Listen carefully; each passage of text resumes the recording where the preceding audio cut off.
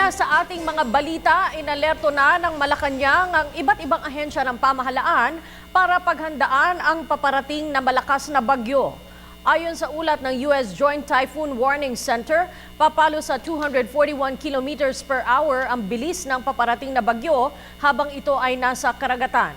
Samantala, inaprobahan na ng Pangulo ang paglipat sa broadcast digital system na magagamit ng mamamayan sa panahon ng kalamidad. Nag-uulat si Rocky Ignacio mula sa Malacanang, live. Maraming salamat, Cathy. Pinatitiyak nga ni Pangulo Aquino ang kahandaan ng gobyerno kaugnay pa rin ang papalapit na malakas na bagyo sa bansa. Samantala, tiniyak rin ng Malacanang ang pag-adapt na nga ng Pilipinas sa digital standards para sa epektibong alert system sa panahon ng kalamidad. Inalerto ng Malacanang ang kahandaan ng NDRRMC kasama ng mga kinauukulang ahensya ng pamahalaan sa pananalasa ng malakas na bagyong Yolanda. Ayon kay Communications Secretary Sunny Coloma, nais si Pangulo Aquino na tiyakin ang kaligtasan ng lahat ng residente mula sa na lugar na tatamaan ng bagyo sa darating na Huwebes.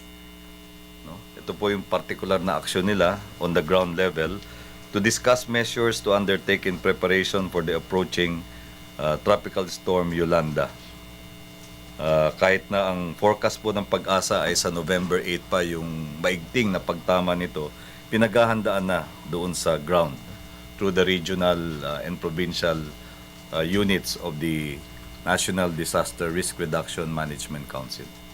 Kasunod nito, inihahanda na rin ang pamahalaan ng paggamit ng Pilipinas sa bagong sistema sa mabilis na pagpapahatid ng alerto sa panahon ng kalamidad at sakuna. The Philippines is joining other ASEAN member countries in switching over from analog to digital broadcasting. This is one of the significant aspects of connectivity for regional integration that is envisioned to be fully attained by 2015 with the full fruition of the ASEAN Economic Community AEC integration.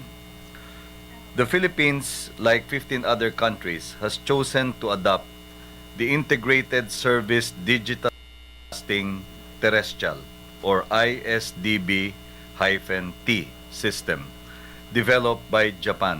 This will pave the way for digital broadcast in the entire country. Partikular na nakapaloob sa ISDB-T ay ang built-in emergency alert system. All major stakeholder groups signified their agreement to the adoption of the ISDB-T system.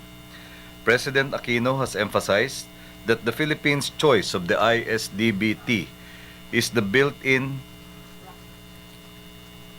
President Aquino has emphasized that the Philippines' choice for the ISDB-T system is anchored upon the built-in emergency alert system for mobile phones and television. Adoption of this system is aligned with the government's objective of zero casualties in times of calamities. More than 20 typhoons strike the Philippines every year.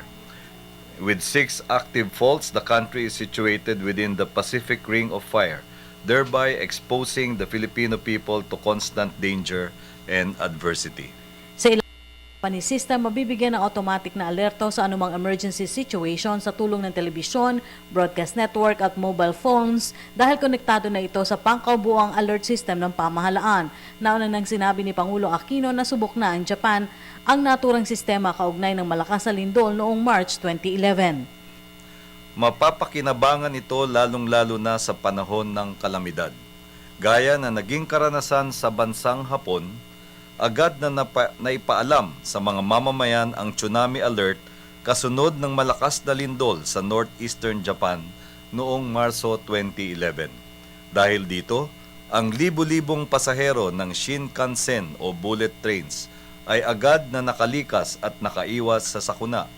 Pagtiyak pa ni Coloma, malaking benepisyo ito sa Pilipinas dahil mas magiging ligtas ang maraming buhay sa panahon ng pangangailangan.